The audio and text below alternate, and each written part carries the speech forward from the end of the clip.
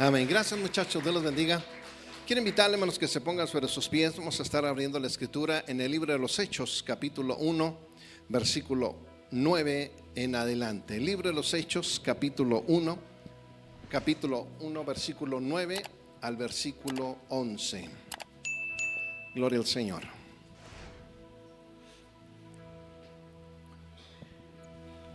Cuando lo tengan, hermanos, pueden decir un fuerte amén. 1, 2, 3, 4 y los demás. Amén. ¿Qué dice, hermanos, por favor?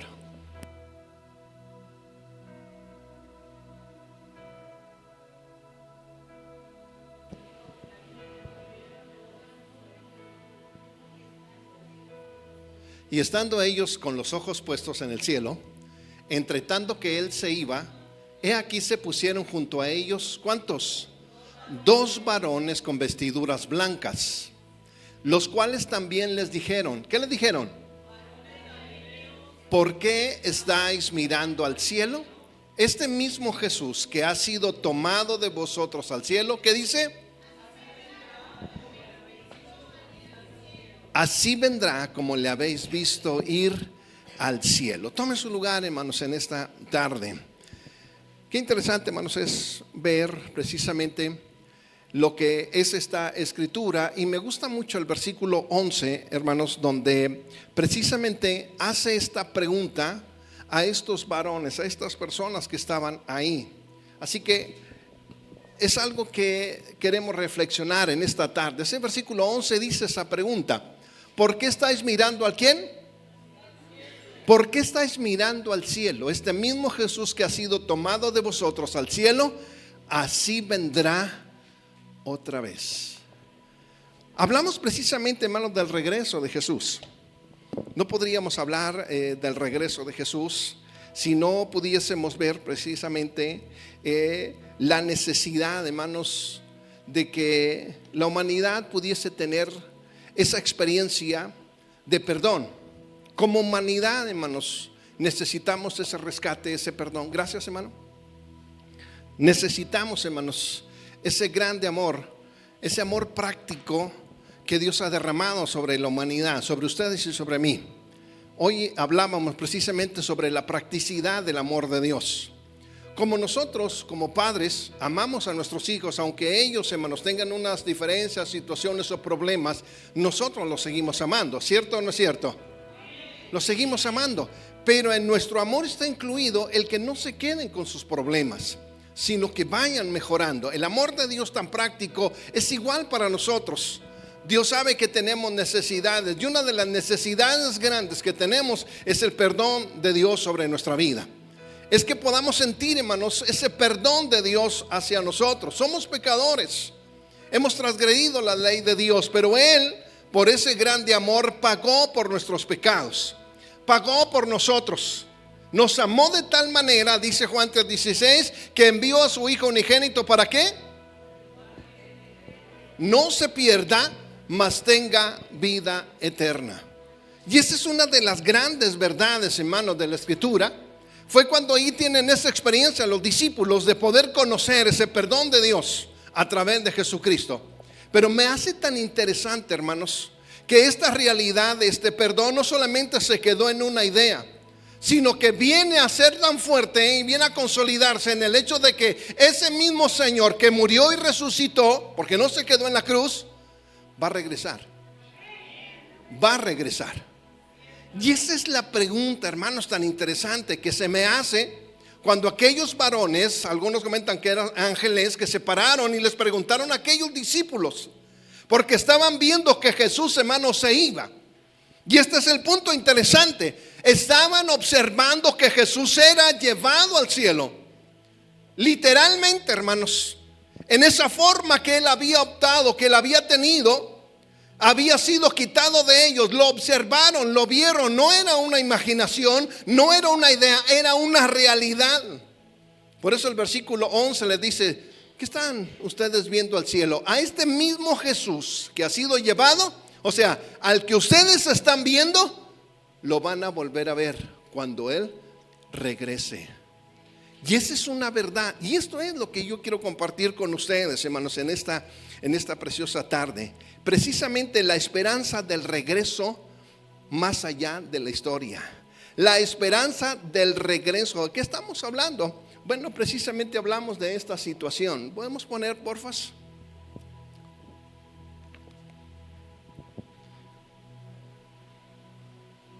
El inminente regreso. Déjenme.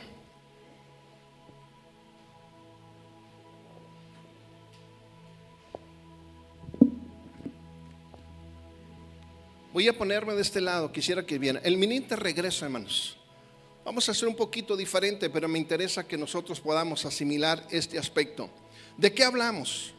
Hablamos precisamente, hermanos, de la parousia. Hablamos del regreso de Jesús. El arrebatamiento, como algunos de nosotros lo conocemos. Este inminente regreso, hermanos, del Señor, que está plasmado precisamente en la Escritura, que está precisamente alineado en este aspecto, es tan importante para el día de hoy. ¿Por qué tan importante? Porque precisamente, hermanos, este aspecto es una de las formas interesantes de poder entender, hermanos, de que Jesús murió por nosotros en la cruz del Calvario. Él murió, pagó por nuestros pecados en la cruz del Calvario. Y esta idea, hermanos, no es una idea arcaica, o sea, no es una idea vieja, no es una idea que se quedó en aquel entonces. Si Jesús pagó por nosotros, hermanos, pagó por nuestra vida, no lo hizo solamente para cumplir ciertas cosas, lo hizo para que pudiésemos tener una seguridad en este tiempo en el que nosotros estamos viviendo. Precisamente el regreso o parousia, como se menciona, hermanos, es una de las realidades fundamentales, una grande verdad que a ustedes y a mí nos va a tocar vivir. Vuelvo otra vez a comenzar a decirlo. A ustedes y a mí nos va a tocar vivir. Y eso es una verdad. ¿Por qué? Hay tres cosas interesantes que debemos de considerar en esto, en el regreso de Jesús. Hablando de esto, uno, hablamos del juicio final. ¿Sabía usted que va a haber un juicio final para la humanidad? Y no solamente para la humanidad, sino también para nosotros como creyentes. De todas nuestras acciones vamos a dar cuenta.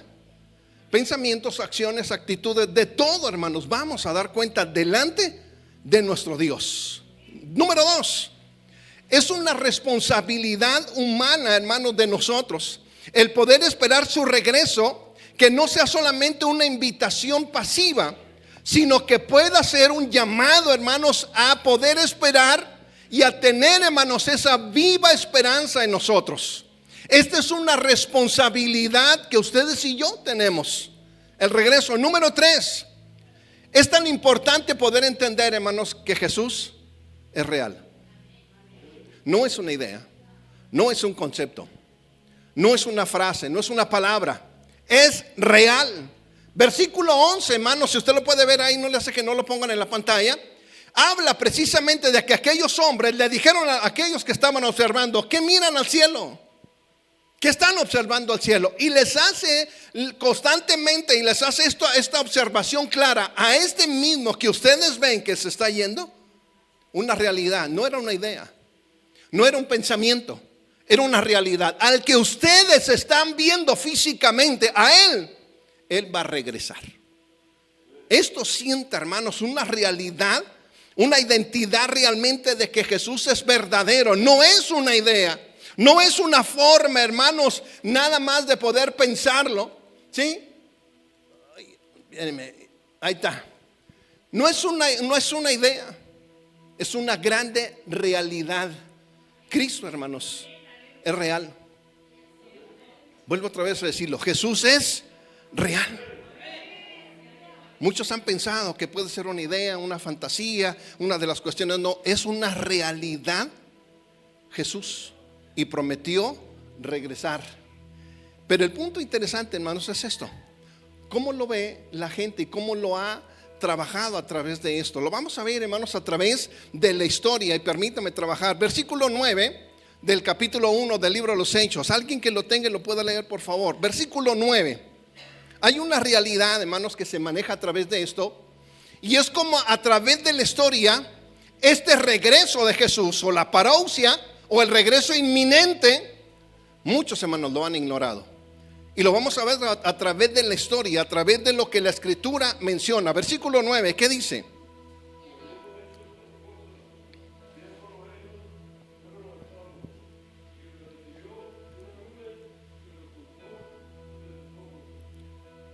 Esta palabra, hermanos, de nube, como una teofanía, creo que podemos, o si no le explico, una teofanía es como una revelación o una visión en su momento que se puede obtener. Pero aquí el versículo 9 de Hechos 1:9 hace ver, hermano, que estas personas, que es la parte clave, lo estaban viendo.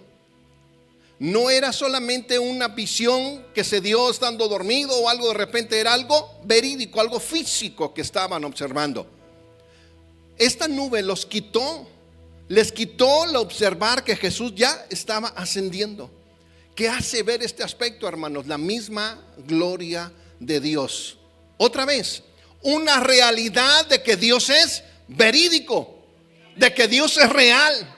No es una imaginación, no es un pensamiento, no es una línea que alguien quiso seguir e imponer a toda la humanidad. Dios es real. ¿Cuánta verdad tenían nuestros abuelos y nuestros padres cuando nos decían de que Dios nos está observando? Y quizá con una intención fuerte decían: ten cuidado porque Dios te puede castigar. Nos hacían comprender, amados hermanos, de que Dios es real. Es real. Muchos de nosotros lo hemos sentido, muchos de nosotros hemos experimentado la sanidad real de Dios. Dios es real. Y esta parte es interesante. Esta visibilidad o este símbolo precisamente de la nube habla de ese poder maravilloso de Dios sobre nuestra vida. 2.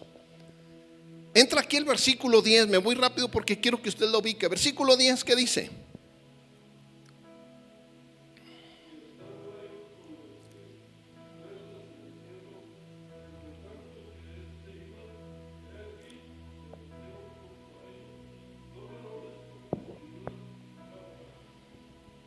Dos varones con vestiduras blancas. Quiero llevarlos a pensar que cuando la Escritura menciona esto, no habla solamente de que eran personas cualquiera. Algunos comentaristas mencionan que eran ángeles que se pusieron ahí. Pastor, ¿hay ángeles? Sí, hermano, hay ángeles. Son realidad. Vuelvo a decirle, son realidad, son verdad. Hay ángeles. Y dice la Escritura que estaban dos ahí. Pero el hecho de que los dos ángeles, hermanos, esa intervención estuvieran ahí, no, me llama más la atención, hermanos, la pasividad de los dos discípulos. La pasividad de los que ellos estaban ahí. Porque ¿qué estaban haciendo los discípulos? Observando. Solamente se quedaron ahí. Y esa es la parte que los ángeles les preguntan: ¿qué están haciendo ustedes observando al cielo? No sé si en algún momento en esta reflexión usted se ha quedado cuando pierde algo o que vende usted algo y se aleja o se va, se lo quitan. No sé si usted se queda ahí pensando y observando que se va, que se aleja de usted. Pasa muy comúnmente cuando vende un vehículo, vende un mueble o algo que usted había tenido, que se había impuesto con él y de repente se va. ¿Cómo se queda? Como pensando por dentro: ¿para qué lo vendí? No sé, hablemos de unos perritos que acaban de nacer y que usted ya tiene un mes y cachito con ellos y que se encariñó con ellos, y de repente llega alguien, lo regala y se van, y usted se queda viendo al perrito y luego dice: ¿y si le irán a dar de comer? ¿Si lo cuidarán bien?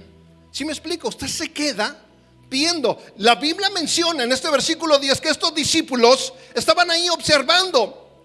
¿Cuántas cosas pasaron por su corazón y por su mente cuando Jesús estaba yendo? Más adelante en el libro de los Hechos podemos ver cuál era la forma de pensar y la actitud de ellos cuando los vemos encerrados en una casa, tristes, apesadumbrados porque el maestro ya no estaba. Se deduce entonces que ellos pensaban: se fue, nos quedamos solos, ya no va a estar. No era tanto la promesa de que él iba y regresaría, sino el hecho de en ese mismo instante que se quedaron solos.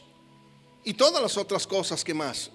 Esto es algo interesante de cómo la pasividad llega precisamente a ser personas que los dejan solamente ahí, sin mirar más allá que esto.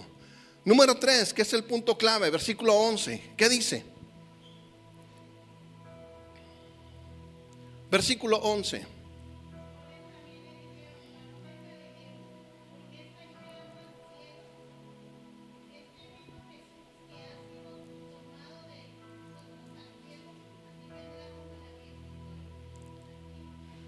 Este mismo Jesús.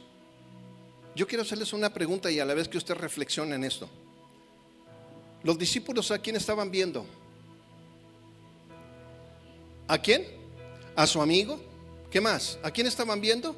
¿A quién? ¿A su maestro? ¿A quién más estaban viendo? ¿Al Rey de Reyes? Prácticamente, hermanos, estaban viendo a Jesús. ¿Lo conocían? ¿Lo identificaron que era Jesús? ¿Sí sabían que era Jesús? Sí, habían pasado con él 3 años y cachito, hermanos. Habían convivido con Jesús. Y la escritura en este versículo 11 categóricamente, los ángeles les preguntan: ¿qué están haciendo ustedes viendo al cielo? Este mismo Jesús al que ustedes conocen, al que ustedes identificaron. Pero me llama la atención porque Jesús había, hermano, resucitado en un cuerpo diferente, glorificado. El hecho es que los discípulos lo conocieron. No vino de una forma corpórea diferente, no vino con otro rostro, no vino, hermanos, de otra manera, con un pelo güero como algunos lo pintan. Lo conocieron cuando entró a la casa donde aquellos estaban tristes, acongojados, que algunos se asustaron y otros, como no hay ningún Tomás aquí, ¿verdad? No creyeron. Lo reconocieron. Y dice aquí que cuando lo estaban viendo irse, también lo reconocieron. Esto nos hace ver entonces, hermanos, la inminente forma en la que Jesús regresará. Curiosamente, la escritura dice: así como lo vieron irse, y podemos deducir algo interesante: cuando venga, lo van a reconocer. No va a ser una persona diferente, va a venir así. ¿Cómo se fue? Un cuerpo glorificado.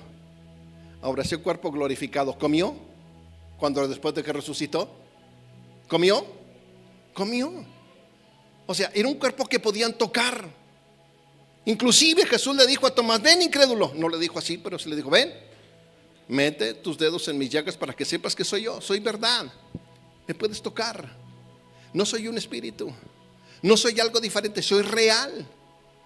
Así como lo vieron ir, así regresará. Esta es la seguridad, amados hermanos, es una seguridad. Su regreso inminente será personal, visible, físico. Y me llama la atención, cuando los discípulos vieron que Jesús ascendía, dice que una nube los apartó de su mirada. Y categóricamente la escritura dice: así como lo vieron ir, así regresará. ¿Cómo regresará? Visible en las nubes. Vendrá otra vez entre las nubes.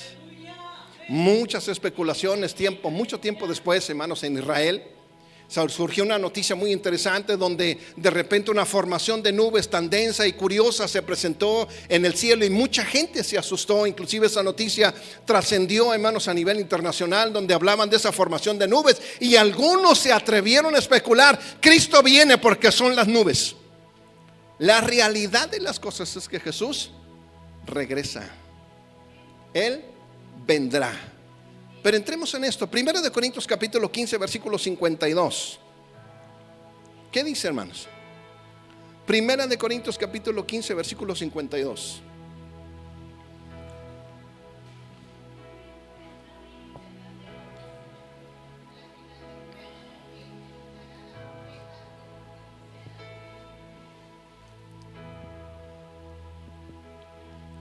Luego nosotros, menciona, los que hayamos quedado, seremos arrebatados juntamente con ellos para recibir al Señor en el aire y así estar siempre con Él. Pero me llama la atención porque Pablo, escribiendo a los corintios, les hace una observación interesante y tiene que ver con esta palabra: inminencia.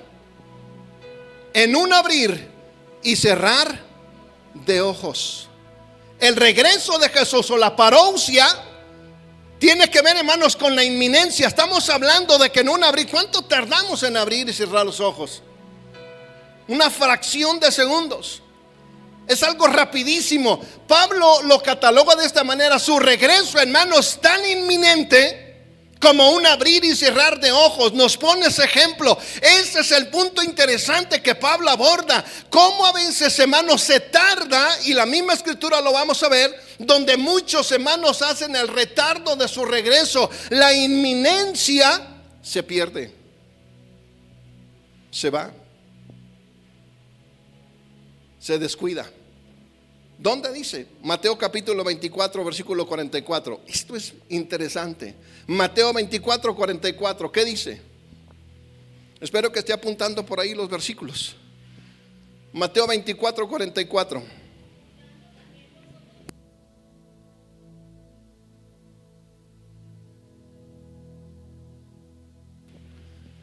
El Hijo del Hombre vendrá a la hora que no pensáis o que no pensamos. Mateo 24, ¿cuántos han leído Mateo 24? Levanten la mano. 1, 2, 3, 4, 5, 5 y medio, 6. Y vamos a ponerle punto 5 de los que no levantaron la mano. Mateo 24 habla, hermano, de las señales del regreso de Jesús. ¿Alguien se acuerda de alguna de ellas? Estamos hablando del regreso, ahorita ubicamos eso. ¿Qué señales menciona Mateo 24? Díganme a alguien, por favor. Ese es de allá arriba, ¿no? Ese es del Armagedón. ¿Qué señales menciona Mateo 24 del inminente regreso de Jesús? Rumores de guerras. ¿Qué más?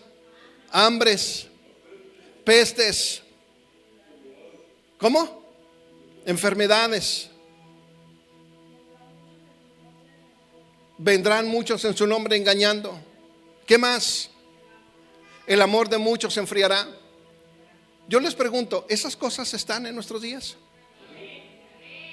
Hay guerras. Ya los rumores de guerras ya quedaron atrás, porque hay guerras ya establecidas. Ahorita en este mismo instante están ahí. Hay muchos hermanos de aquel lado en el continente, cristianos que están siendo masacrados por su fe. Creo que usted lo ha visto en las noticias. Hay esto, hay hambre, sí. Hay peste, sí. Hay enfermedades, sí las hay. Desamor también lo hay.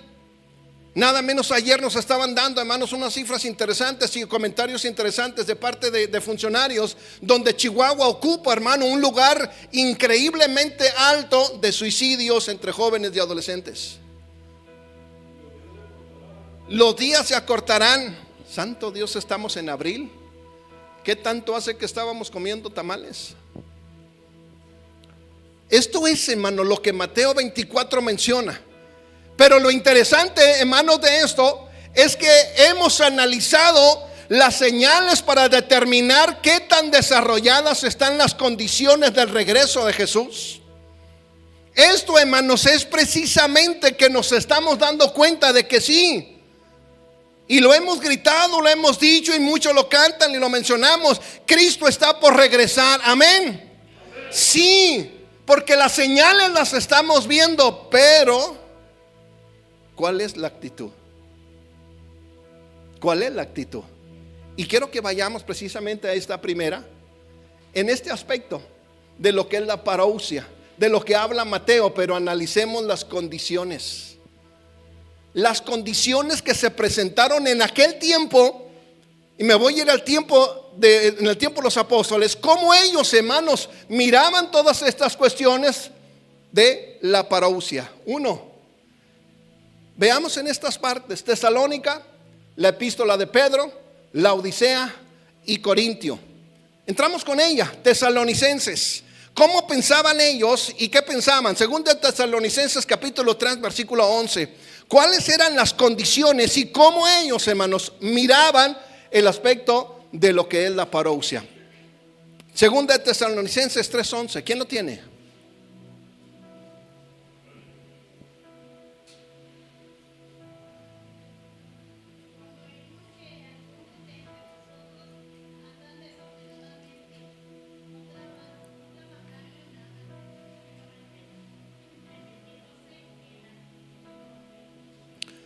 Pablo menciona que los tesalonicenses, hermanos, sabían que Jesús iba a regresar. ¿Cuánto hace que Jesús se había ascendido hasta el momento en que el apóstol Pablo empieza a predicar y se empiezan a formar estas iglesias? Tesalonicenses y todas las demás. Estamos hablando de varios años ya más adelante. Tan solo en el aspecto de la Odisea del libro de Apocalipsis, donde se empieza a registrar, estamos hablando de que aproximadamente en el año 68 el libro de Apocalipsis fue registrado. Estamos hablando de varios años. ¿Es una década? ¿No? Décadas son 10 años, ¿verdad? Si me ubico.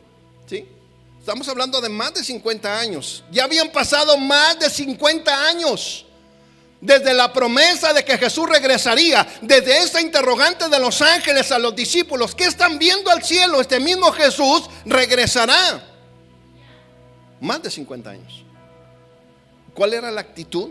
Los tesalónicos sí sabían que Jesús iba a regresar, pero después de varios años ellos empezaron a tener un problema. ¿Cuál problema? Tuvieron en poco el inminente regreso. O sea, sabían las cosas que estaban pasando, pero el inminente regreso empezaron a ponerlo en segundo término. Quiero que usted asocie este sentimiento y esta palabra con inminente regreso. ¿Cuántos trabajan en una empresa? Levanten la mano. 1, 2, 3, y los que no levantaron la mano, 4. Ok, me imagino que tienen un patrón, ¿sí? Hubo momentos en que el patrón le diga: voy a revisar tu trabajo, voy a revisarlo de aquí a 3 días. ¿Qué hacen? ¿Cómo se sienten? ¿Cómo se sienten? ¿Nerviosos? ¿Sí? ¿A la expectativa? Porque el patrón dijo a 3 días regreso, pero se le puede ocurrir y mañana llega. Y si llega, ¿cuál es la sorpresa? Asocie ese sentimiento de regreso.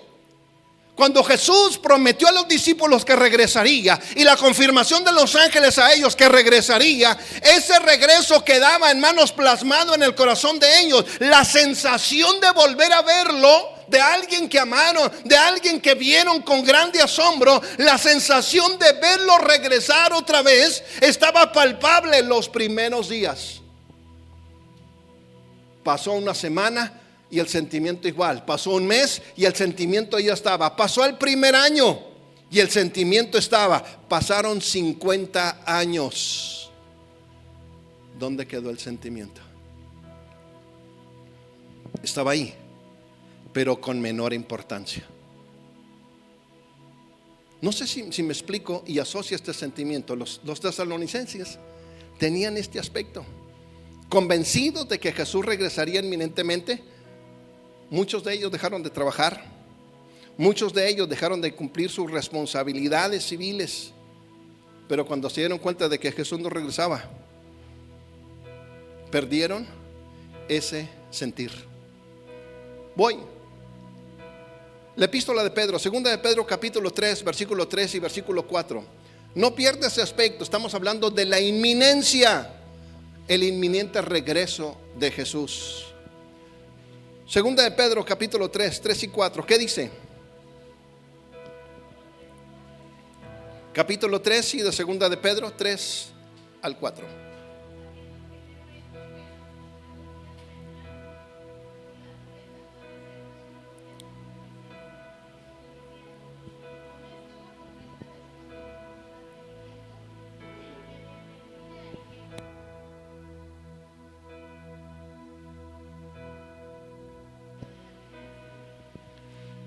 ¿Cuál era la observación que hacían? Y fíjense, dice categóricamente, ¿dónde está la promesa de su advenimiento? La promesa de su regreso. Fue la interrogante que empezaron a sembrar en el corazón de aquellos. Y vaya que Pedro, cuando Pedro escribe esta carta, había momentos tan interesantes porque había una decadencia de esperanza en aquel lugar.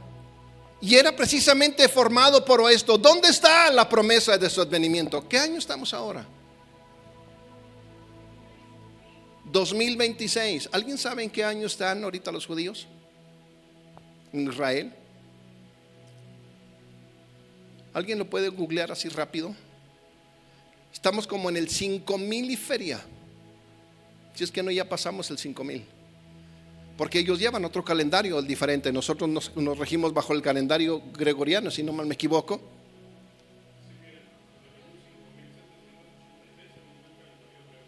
$5,786 según el calendario hebreo. 5,786. Nosotros estamos en el 2026. Vamos a quedarnos en el 2026. Estamos hablando desde el nacimiento de Cristo, porque ahí es donde se empieza a contar. ¿Sí? Vamos a hablar 3 años y medio que Jesús estuvo, y no estoy tratando de sacar fechas de su regreso, no, quiero puntualizar el tiempo que ha pasado. 2026 menos 4 años, vamos a ponerle 2022 años que Jesús prometió regresar. 2022 años. Y estos hombres, en la epístola de Pedro dice: ¿dónde está la promesa de su advenimiento? ¿Dónde está?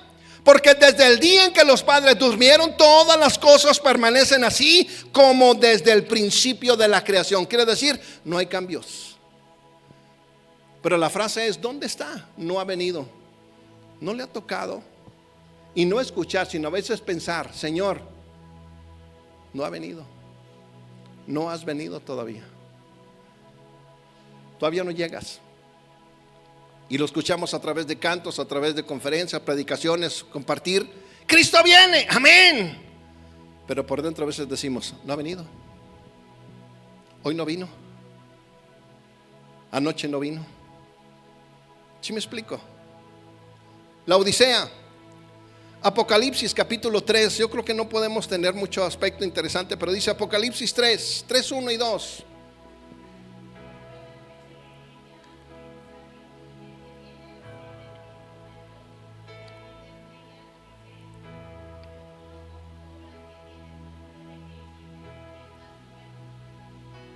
Sígale.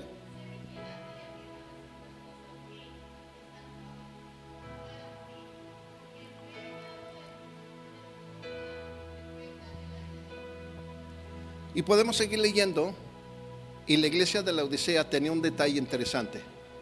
Tú dices que eres rico y te has enriquecido. ¿Sí? Tú dices que eres rico y te has enriquecido. Había pasado tiempo, y vaya que la Odisea era una de las ciudades, hermano, prósperas de aquel entonces. Había economía, había una posición social muy interesante. No había problemas de escasez, era una ciudad pudiente. El asunto es que ellos se habían acomodado a estas cuestiones que se ofrecían. Díganme, ¿cuál es el aspecto entonces de esperar un regreso si estoy cómodo? De esperar la promesa de advenimiento de Jesús si estoy cómodo, si no me hace falta nada. ¿Podemos asociar el sentimiento?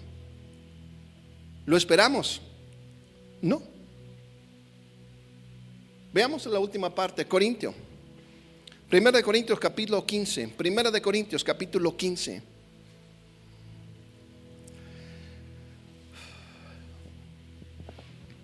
Aquí hay un problema que se presenta, ahorita lo vamos a ver más rápido, pero hay un problema interesante que se presenta. 1 Corintios 15, 1, 2 y 3, ¿qué dice?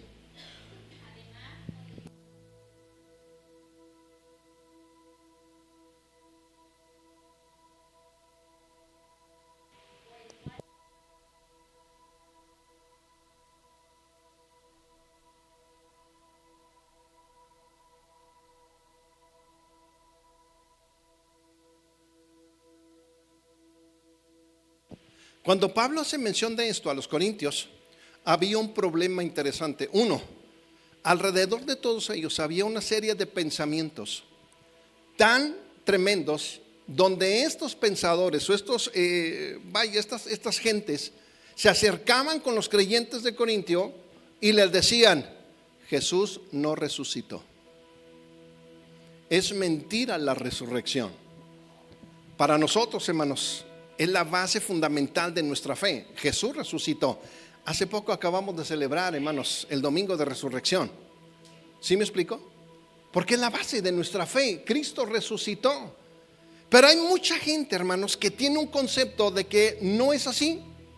de que, bueno, se lo menciona, hay un hombre, Matthew Henry, no es Matthew Henry, se me escapó ahorita el nombre, uno de los investigadores hace mención sobre las diferentes teorías de que Jesús no resucitó. La teoría del humo, donde supuestamente el cuerpo se hizo humo y después se apareció como humo. La teoría del cuerpo que se robaron, y luego después que los discípulos mencionaron que Jesús se había resucitado, pero el cuerpo se lo robaron. Otros de que no murió prácticamente, sino simplemente terminó ahí un momento de un espasmo y volvió otra vez a vivir, o sea, que realmente nunca murió.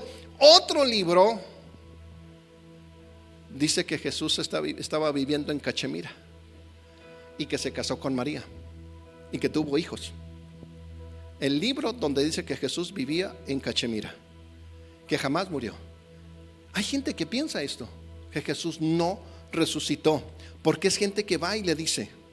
Y esto Pablo les dice a los corintios: ustedes necesitan retener su fe, la doctrina que les hemos enseñado, la palabra que les hemos enseñado. No se dejen mover. Y es una grande verdad, y ahí lo ejemplifica. Versículo 3 dice: Cristo resucitó de entre los muertos. Cristo venció la muerte. Cristo resucitó, y es una verdad absoluta.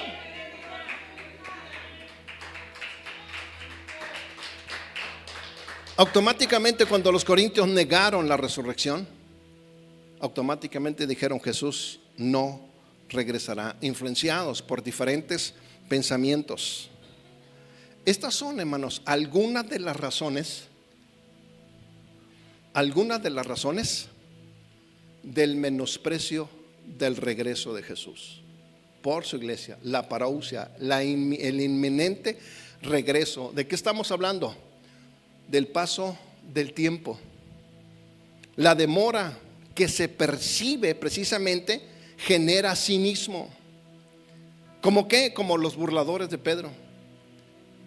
Se ha demorado, y si hay demora y si no se cumple, no era cierto. No se llega a pensar eso. No es cierto. 2, ¿qué más dice? La prosperidad material.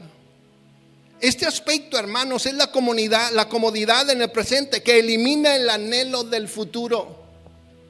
Estoy bien. ¿Para qué irme para qué lado? Si estoy bien aquí, tengo lo que necesito. Me estoy explicando.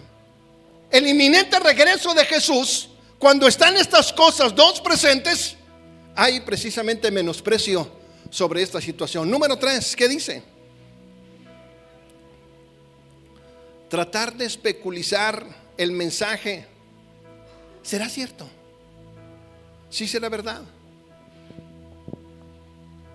No me responda, pero quiero que usted lo analice. Muchas de las ocasiones hemos pensado que sí será cierto, que Dios sí será real. Más cuando a veces las situaciones están adversas o complicadas o problemas, que empezamos a razonar nosotros, a sacar conclusiones y a meditar y a respondernos diciendo: es que Dios no me escucha. Que en vez de que las cosas mejoren, empeoran. No me llueve, sino que, ¿cómo va esa frase? Y a veces viene ese pensamiento: ¿que sí será real? ¿Que Dios sí existirá? ¿Que sí me amará Dios? ¿Sí me explico? Son razones de menosprecio de su regreso. Qué importante es comprender este aspecto. Después de esto, permítame hacer una reflexión, porque apenas vamos a entrar en el sermón. Esto era la introducción. Hay algo interesante en todo esto. Se nos ha olvidado que el reino que ya se inauguró en la primera venida se consumará en su regreso. El reino que se inauguró cuando Jesús vino a morir, a vivir y a morir entre nosotros, no termina ahí. Finalizará cuando Él regrese por los suyos. Se lo vuelvo a decir: Cristo vino, se humanó, vivió entre nosotros, caminó entre nosotros, padeció como nosotros, se mantuvo fiel y fue muerto por nuestros pecados. Resucitó para darnos seguridad de que Él tiene la capacidad de transformar a la humanidad, no de cambiar políticamente o socialmente, cambiar del verdadero problema interno del ser humano, y dio la seguridad diciendo: así como yo he resucitado, también voy a regresar para consumar la victoria que he tenido. Todavía no termina, hermano. Todavía no termina. Así que la advertencia, hermanos, de Mateo 24 sigue en pie. Sigue en pie para nuestra vida. Estos hombres que estoy mencionándole aquí son hombres que vivieron anteriormente, ya fallecieron, pero hicieron estas investigaciones y analizaron esto y observaron, hermanos, cómo fue el comportamiento de la humanidad y cómo es el comportamiento de nosotros. Matthew Henry, John MacArthur, que es el que le decía, que escribe de las teorías de que muchos piensan que Jesús no resucitó, teorías diferentes. William Barclay es uno de los investigadores que también falleció, pero que hace, hermano, una amplia explicación de lo que es el inminente regreso de Jesús por su iglesia. Inminente regreso de Jesús por su iglesia. Uno, este es el concepto que se empieza a tener. ¿Qué dice ahí arriba, hermanos? Porfas. La pérdida de la urgencia. Este es un peligro, hermanos, muy fuerte. Ya no urge. Ya no nos urge. ¿Se acuerda que le mencionaba ahorita el sentimiento asociado de cuando viene el patrón a revisarnos el trabajo y a pedir cuentas? ¿Cómo se siente uno? Decía Suri, nervioso, ansioso, con temor quizá, tratando de que las cosas sean buenas. Me llama tanto la atención, además, cuando alguna persona de la vida pública, para no mencionar otra cosa, va a llegar a cierta colonia o a cierto lugar. ¿Qué se hace? Se limpia, se pinta por donde va a pasar. Y me acuerdo mucho de aquella frase: viene mi suegra, limpia donde vi a mi suegra. Y si tienen tapete, ¿sí me explico? Ese sentir, hermanos, asócielo. Pero precisamente hablando de esto, la pérdida de la urgencia, hermano, es lo que se empieza a presentar. Ya no sentimos aquello. Vivimos la vida. Estamos ahí. ¿Para qué? Para cuando se escribieron estas últimas cartas del Nuevo Testamento, como Pedro, la iglesia estaba entrando en una crisis de demora. Ya se tardó. Ya se tardó. O sea, ya no hay ese sentido de urgencia. No hay problema. No ha llegado. ¿Cuánto falta? No lo sabemos, aunque las señales están presentes, pero no ha llegado. ¿Cuánto ha pasado? Perdón. Otro de los casos interesantes en este aspecto es ese sueño. Es como un sueño. Cristo viene, sí, pero es como un sueño. Porque en mis planes está hacer algo mañana. En mis planes está hacer algo hoy después del servicio. En mis planes están otras cuestiones importantes. Cristo viene por su iglesia, amén. Pero no hay el sentido de urgencia. No hay el sentido de inminencia. No hay ese sentido de que ya va a llegar, porque tengo otros planes. Mi pensamiento y mi sentir está en otra cosa. No lo estoy esperando. No hay una prioridad para eso. Es como un sueño. Es como algo que se toma de que sí, pero no tiene mucha importancia. Otro de los aspectos precisamente que mencionan esta situación es tomarlo como algo religioso. El hermano Garay ahorita en la mañana me platicaba precisamente algunas experiencias que ha tenido cuando va predicando en el camión.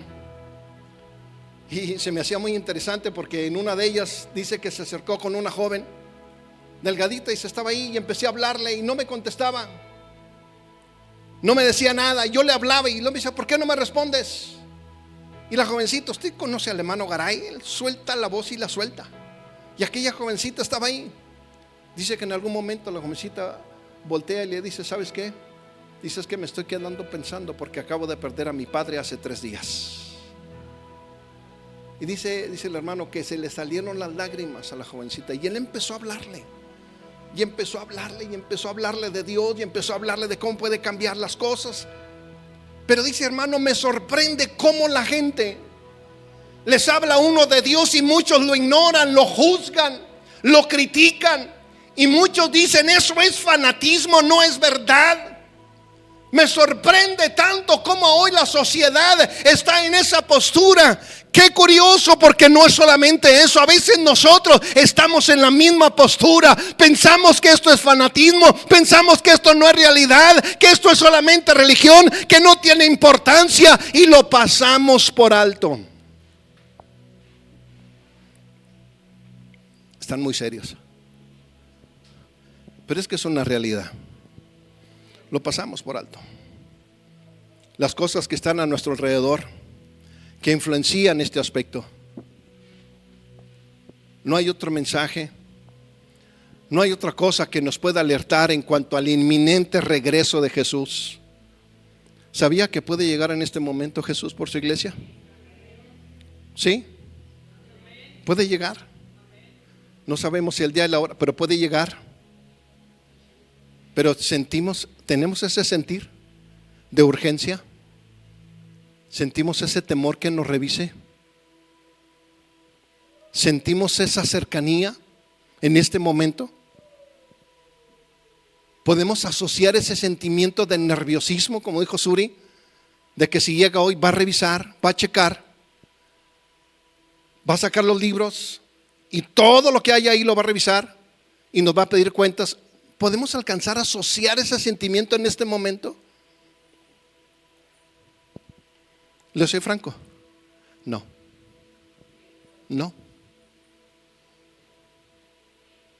Y no lo generalizo, porque hay algunos que quizás sí lo tienen, pero muchos de nosotros no lo sentimos. No asociamos ese sentir.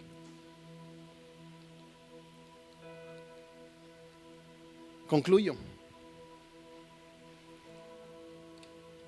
Qué difícil. El inminente regreso de Jesús, hermano,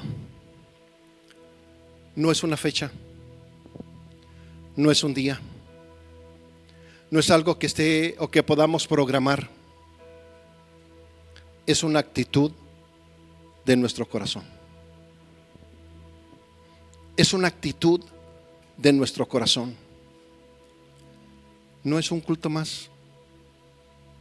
No es un domingo más.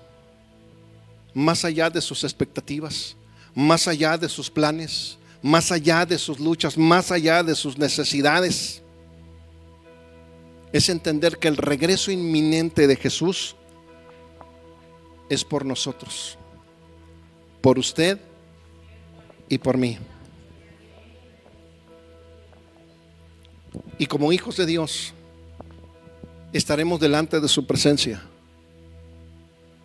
por misericordia. Pero Pablo dijo: corremos el riesgo de que seamos desechados.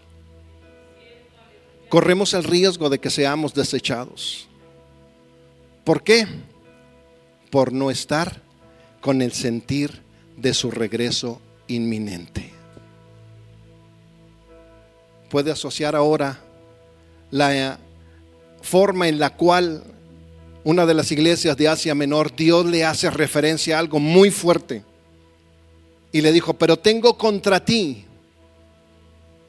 ¿Qué? No lo escucho. ¿Qué? ¿Sabe qué es?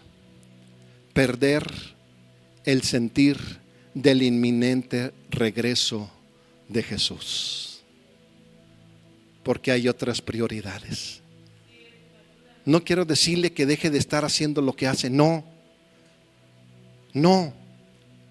Pero asocie ese sentimiento. Él regresa. Y puede ser hoy, en este mismo instante.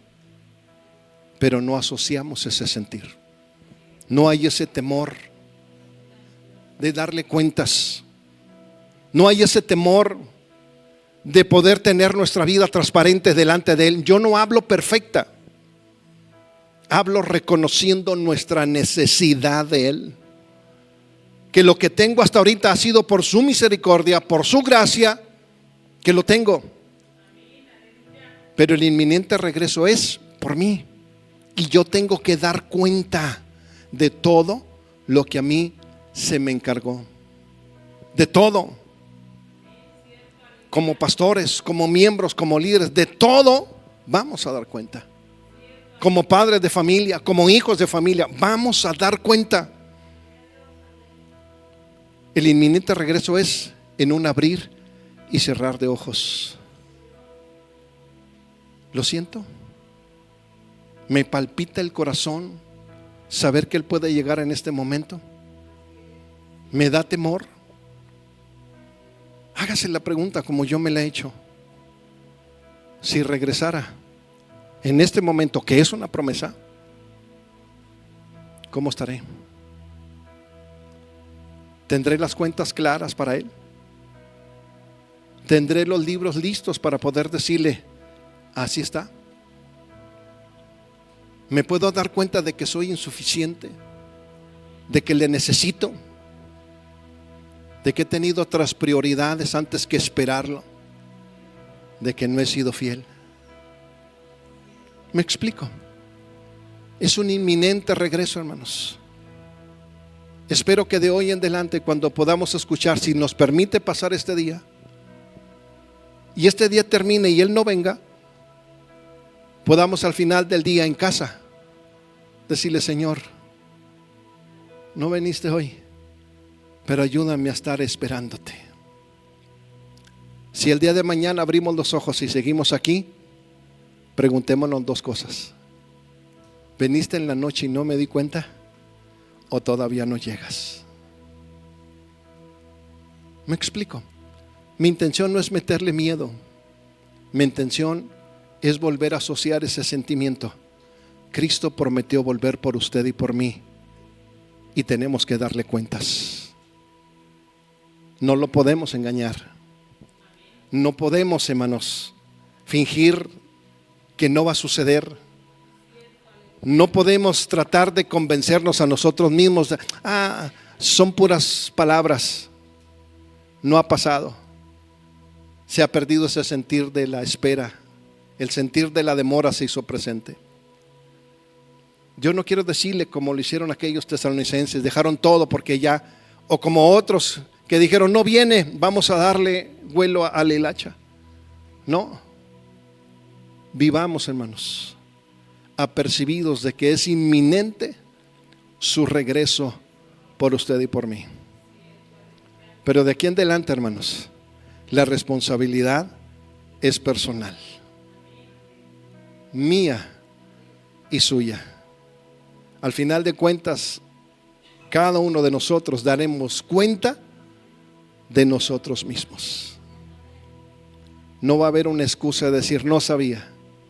No hay un pero. Hoy nos damos cuenta. Hoy lo necesitamos. Ustedes y yo necesitamos, hermanos, decirle al Señor, aviva ese sentir en mi vida. Pónganse de pie, oramos, hermano. Denme chancita para orar. Pónganse de pie.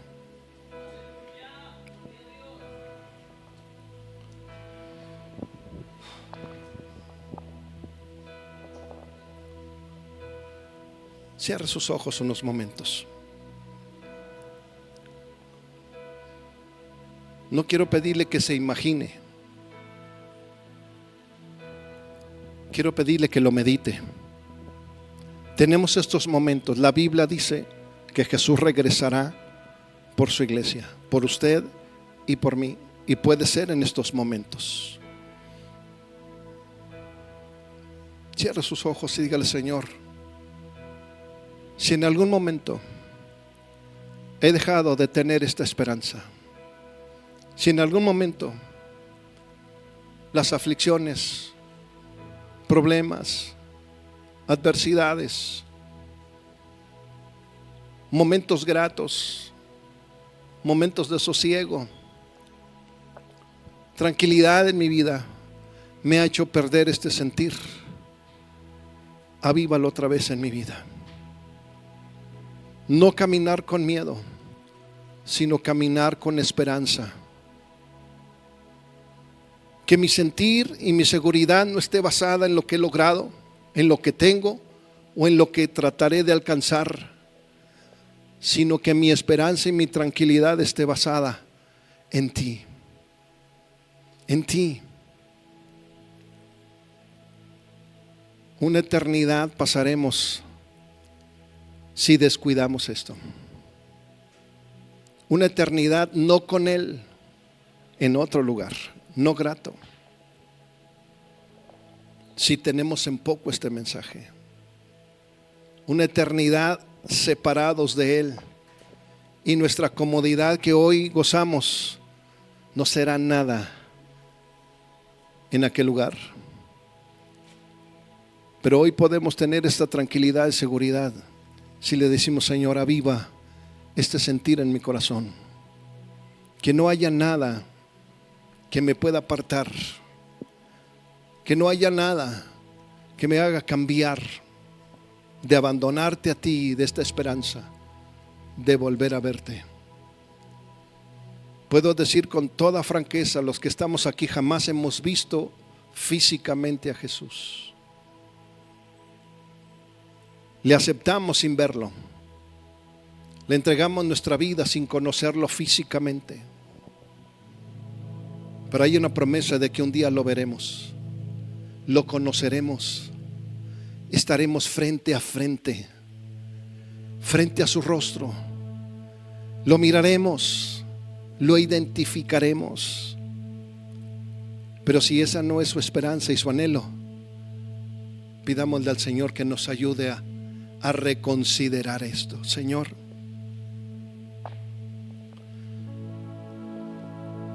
conoces cada una de nuestras vidas. Conoces cada uno de los sentir internos de nuestro ser, de la fe que profesamos, del estilo de vida que llevamos. Tú conoces, Señor, lo profundo como un libro abierto en nuestra vida. Delante de ti estamos, Señor, totalmente descubiertos. Sentir, pensamientos, realidad de nuestro caminar. No hay nadie en esta vida que nos pueda conocer mejor que tú. Aún a veces de nosotros mismos, porque a veces hemos tratado de convencernos de que estamos bien, de que no necesitamos esa esperanza, de que hay otras prioridades, y nos hemos olvidado de ti. Nos hemos olvidado de ese encuentro contigo. Vivimos al día, tratando de alcanzar nuestros sueños, nuestros anhelos, pero nos hemos olvidado de que un día estaremos delante de tu presencia. Solo en momentos fugaces nos recuerda cuando estamos delante de un féretro o delante de que alguien ha partido. Entonces empezamos a reflexionar, y pocas de las veces ese sentir perdura varios días, y volvemos a nuestra rutina, volvemos a nuestro sentir, y la demora se hace presente una vez más en nosotros. Perdónanos, pero sé tú, Señor, quien cree en nosotros y despierte en nosotros ese sentir de fidelidad, ese sentir de compromiso por amor a ti, ese sentir de esperarte y verte. Lo que aquí tenemos es fugaz, se termina, tiene tiempo, hay un límite, pero cuando estaremos contigo, el tiempo no reinará más.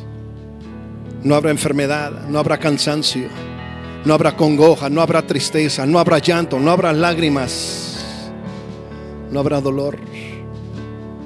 Eso tu palabra lo promete. Ayúdanos a volver nuestra mirada, Señor, hacia ti, como el único y verdadero Redentor de nuestra vida. En tus manos estamos. No permitas que este día pase, Señor, como cualquier otro. No permitas que este día, Señor, lo pasemos ignorando esta realidad. Despierta en nosotros ese sentir, Señor. Te lo pido en el nombre de Jesús. En el nombre de Jesús.